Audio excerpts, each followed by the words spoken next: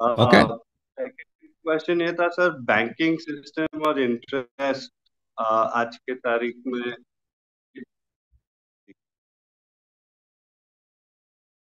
Banking का क्या करना है बैंकिंग में?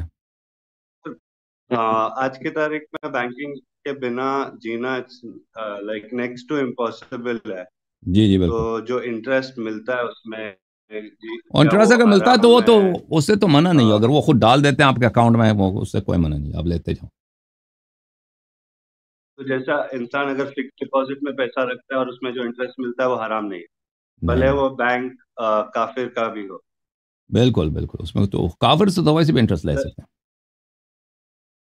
ठीक है सर। एक लास्ट क्वेश्चन है, सूरा नंबर 80, अबसा, अबासा, अबासा।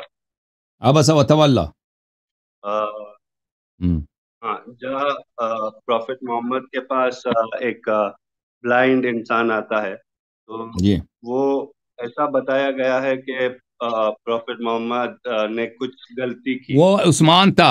अब असा वतवल्ला उसने किया, देखिए वो ये नहीं कहता कि रसूलुल्लाह सल्लल्लाहु अलैहि वसल्लम ने किया, अब असा वतवल्ला पैगंबर ने किया। एक शख्स ने ये किया, वो शख्स उस्मान था, वो पैगंबर नहीं था। ओके, उस्मान अपने अफान था। ठीक है। Okay, thank you thank you sir. Sir. Thank अल्लाह यू आपको सो जज़ाय मच। खैर दे। Thank you, thank you.